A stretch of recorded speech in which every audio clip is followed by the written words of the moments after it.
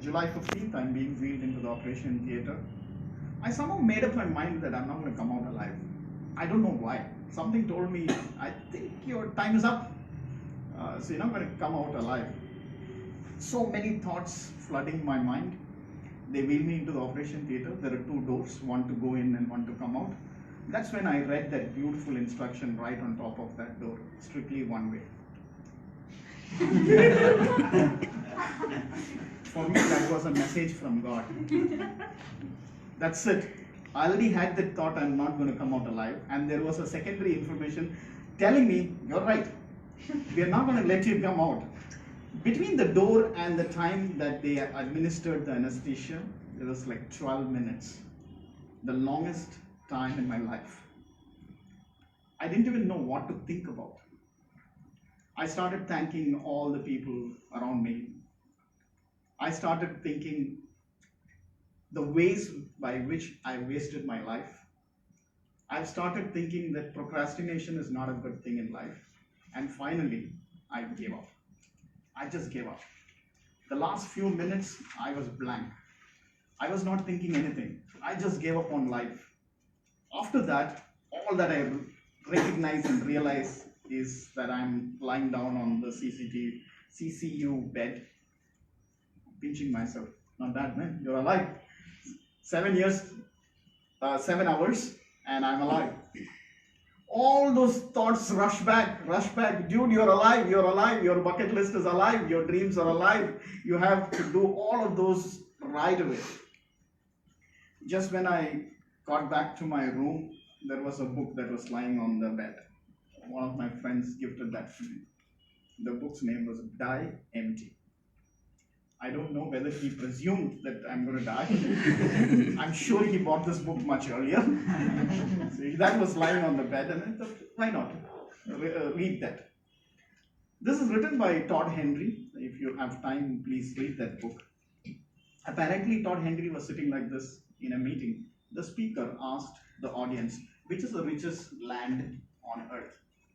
Which is the richest land on earth? Of course, people went on to say the oil field in Saudi Arabia, the gold mines in Africa. He said, no, the richest land on earth is the graveyard. That's where so many ideas that have never been shared lay buried. That's where so much of knowledge that has never been shared lay buried. That's where so many experiences that have never been shared lay buried. Now tell me, which is the richest land on earth? Of course, the graveyard. Todd got this idea of writing that book from that speech. He realized that we all take away a whole lot of things to the grave for no use. We are not going to use that. Might as well share before we go there. He's suggesting that we should empty ourselves before going to the grave. I was reading this book and I thought, how profound. Because I did not share. There were so many ideas in my head.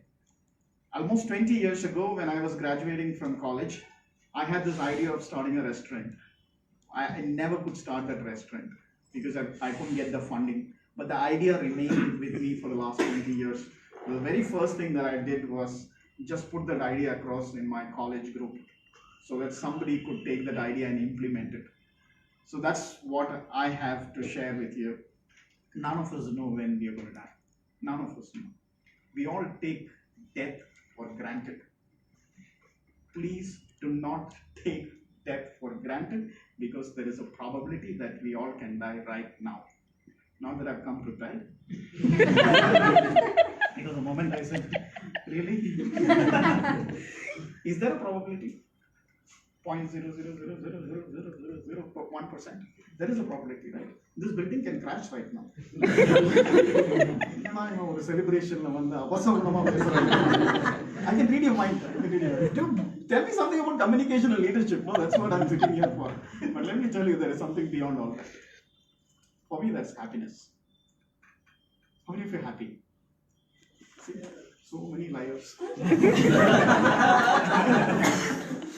How many of you worry about things? The same thing. Yeah, see? I heard somewhere that women worry more than men. Is that right? They worry more than men, right? In fact, there are times when I've seen my wife sitting quietly in a corner. I go and ask her, "What are you worried about?" "No, I have nothing to worry about." That's when it struck me, oh, there is a phenomenon like that. But men are not like that.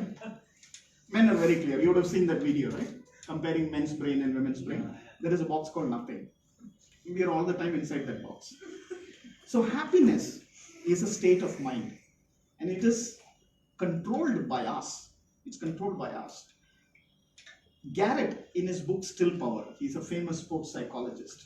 He has given a beautiful formula. Your performance is equal to your potential minus internal interference. Your performance is equal to your potential minus internal interference. Do you know what he refers to by the internal interference? The internal dialogue that you have with yourself. The me inside me. You heard this somewhere? Yes, sir. Yeah, it's not that. The me inside me, the you inside you, having a dialogue with you. We had a beautiful DT session today, really innovative. I've never heard something like this. He called a few people. They could have chosen not to come here because the me inside me is telling them, don't go. It's a trap. He will take up an odd item and give it to you and then tell you propose, sell, do that. You didn't come here for that. They're giving you samosa, eat that and go. Why unnecessarily come make a fool of yourself, struggle to talk? Don't go, don't go, don't go. That's what the me inside me is telling me. And I accept that. Garrett says, don't believe that fellow. He says, improve the quality of the dialogue that you have with yourself. Improve the quality of dialogue that you have with yourself. Do you know what he suggests? The moment the topic is given, the me inside me tells me when I'm sitting there, Jayan, go man, grab this opportunity.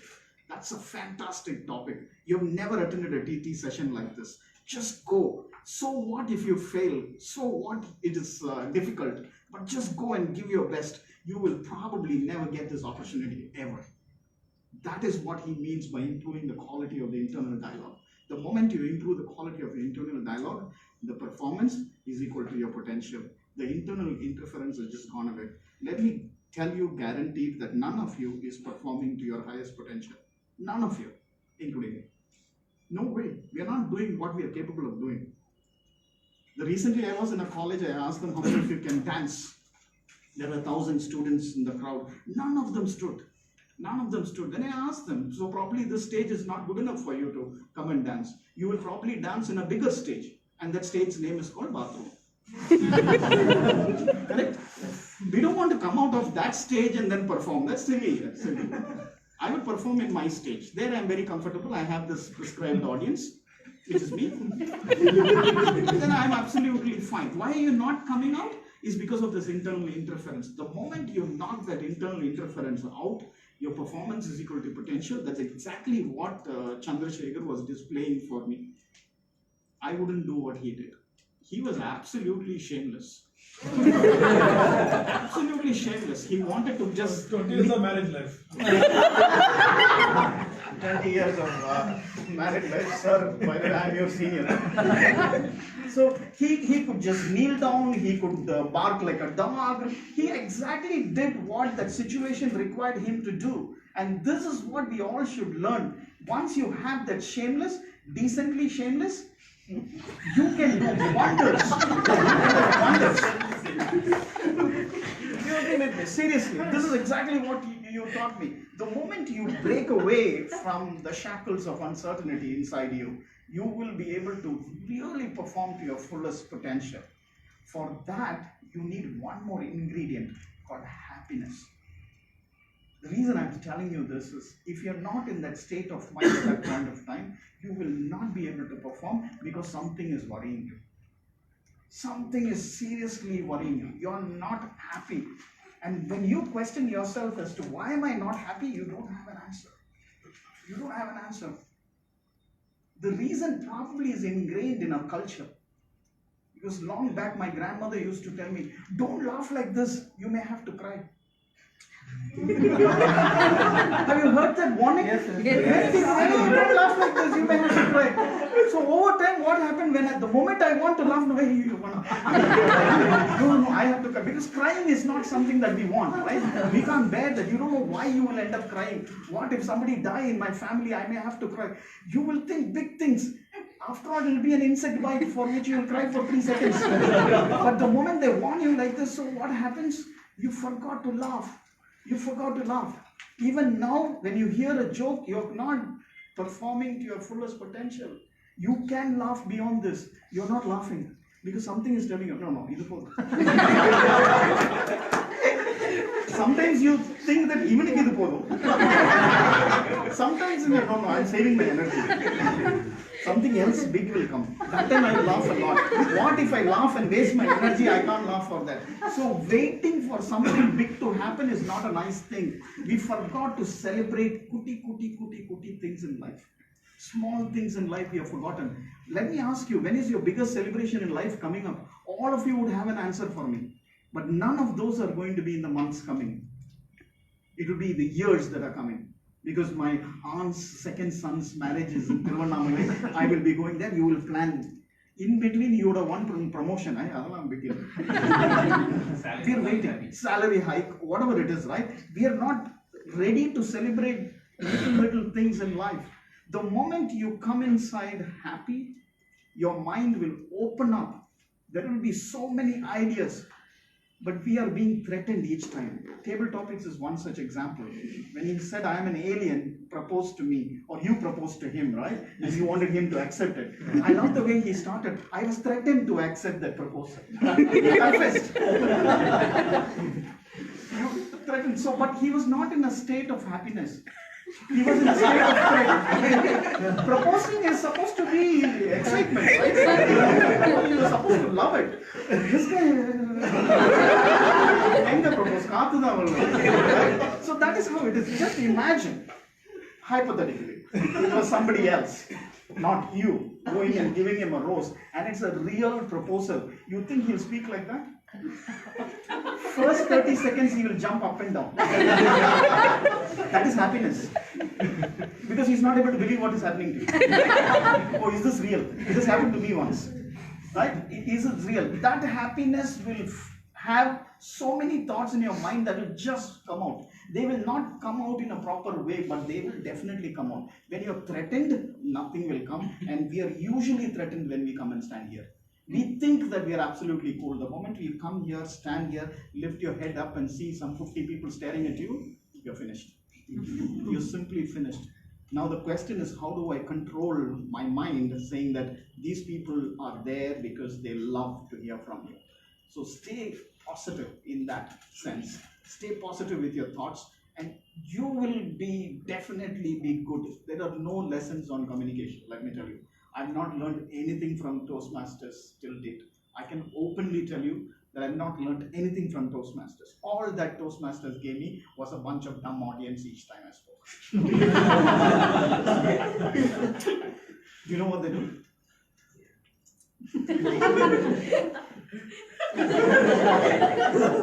And do you know what's running in their mind? Pathetic speech. Easy to do, is it? Thank God.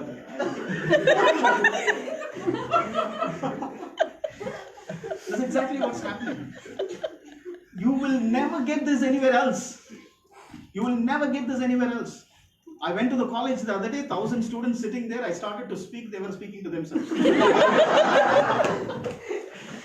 As usual, I said, hey, good afternoon. Who cares? I said, dude, I've come all the way from my office. I left my client meeting. I'm here to speak to you. We don't care. How do you control this audience? They taught me a great lesson. The greatest lesson that I learned that way was, don't think too much about yourself. You may be invited to speak, but doesn't mean that I need to listen to you. We have never signed an agreement. I didn't even know that you're coming. I was quietly walking to my class, they grabbed me and put me. Why should I sit and listen to you? I spent 20 minutes trying to domesticate them and then use the remaining 10 minutes to speak to them. And that was actually my conclusion. So never ever take this dumb audience for granted. They have so many better things to do in life. They have sacrificed, come here, sat here, and keeping quiet, behaving like a dumb, shaking their head, smiling at you so that you win as a speaker. That's exactly what Toastmasters has taught me. They've given me a bunch of audience who were nice to me, who were kind to me, and they told me, Jayan, go ahead, try your best. We will continue to smile. Just imagine for a moment I come here and stand. Any of you who have come here and stood, all of you are just staring at me. You think anything will come out of my mouth? Oh, what happened to them? They're all staring at me. Oh, they didn't like me coming here. The full thought will come. I'll collapse. I'll probably silently go away. So continue this point. Whether you like it or not, please help all those who are coming here. Because happiness is contagious. Happiness can be seen in a small smile. It can be fake, but it's okay. Because at times reality is worth nothing compared to perception. Perception is more important than reality. And that perception is good enough. Give that perception. What do you lose? Just to tell this, I used to tell the story, I'm sure I narrated this before here. There was this baby mosquito going out for the very first time. The dad mosquito was so worried that the baby mosquito should be safe. Towards the evening, the baby happily was flying back home. The dad was excited, and the dad asked the baby, hey baby, how was your day? The baby mosquito screamed, Dad, this world is so beautiful. Those trees, those butterflies, the river, the sky. Wow, thank you for letting me go out and explore this world. But what I loved the most were these people. They all clapped for me. Please. Can you? This is what I call perception. Reality was something else. But look at the perception. Look at what this baby mosquito thought that these people were doing. They were appreciating. And that changed his perception about life. That changed his perception about his day. And that made him happy. Sometimes you need to believe in perception than reality. It is okay because end of the day it is your happiness that really, really matters. So my suggestion today is, before I get thrown out, my suggestion today is, let's be happy because we never know when our date of expiry is. We never know when our date of expiry is. So take life by the day. I'm not even saying by the moment. Take it by the day. Pat your back every night when you go to bed. Pat your back. Man, you did the best thing. Today he's going to pat his back. He had so many options to use his free time, but he chose to sit here and listen to my speech. And that's going to change your life. I don't know whether it will change, but it will change. Sometimes you feel great about yourself. Yeah? People won't appreciate you, appreciate yourself. So that's what is more important, because you need to be proud of yourself. You need to be absolutely proud of yourself. Every time you look into the mirror, what do you say? I could have been a little more fairer. I could have been a little more taller. Right? All these thoughts hit you? Yes. Have you ever looked in the mirror and said, I love you? Yes, I did. Sometimes. Yes. Which mirror? Slightly tilted. I know. So I want to be very clear when I ask this question. Have you ever looked at the mirror and saw yourself and then asked, do you love me? Now no answer will come. No? I have not done that. Because this is an advice that was given to me by a doctor when I went there saying that I'm not growing. He told me no medicine can help you, but every morning look into the mirror and say I love you. I found it to be stupid, but I continued that ritual because I felt nice. Feeling nice is very important. Every day morning I look into the mirror and say I love you. And those days I used to feel shy saying that. These days I've improved my voice modulation, I improved my facial gestures, I improved my actions, and I also elongated that period. After I love you, I also speak for 5 minutes. I'm serious. I stand there, I'm not joking. Because since it's happening inside the bathroom, nobody is there to judge you, so you can be absolutely free. I go stand there, look at myself and say, I love you. Did you notice the romance? You know what the best part is? That guy is also equally romantic. What else do you need in life? You tell somebody I love you and the guy reciprocates the same way. That's the best thing that can happen to anybody. And what if your day starts like that? What if your day starts like that? And after that, I have a negotiation with him. I, in fact, try to inspire him. He tries to inspire me. We actually practice together. He, in fact, asked me, what are you going to do at Chennai Champions Toastmasters? I said, I don't know. Let me see if I can reach there on time. Then we will decide what we will talk. But I did have a conversation. That's my second suggestion. Apart from being happy, please have a conversation with yourself. Take that mirror, for example, and then start talking. After that, whether the mirror is not there, you will still have the conversation. But please have this conversation. Ideally, before the day starts, have this conversation. You will love the rest of the day. You know why? You'll start complaining with others. You will only complain to that person. That's okay. Because we all must learn to stop complaining. When you stop complaining, you're content with your life. When you're content with your life, you're happy. When you're happy, you do what you can do. And these days, we are doing only 50% of what we can do. So my final suggestion is to understand life, you need to go to 3 places. The hospital, the jail, and the cemetery. To the hospital to understand the power of health you are enjoying. To the jail to understand the power of freedom you are enjoying. To the cemetery to understand life is worth nothing because the ground that you're walking today can be your roof tomorrow. Have fun. Thank you.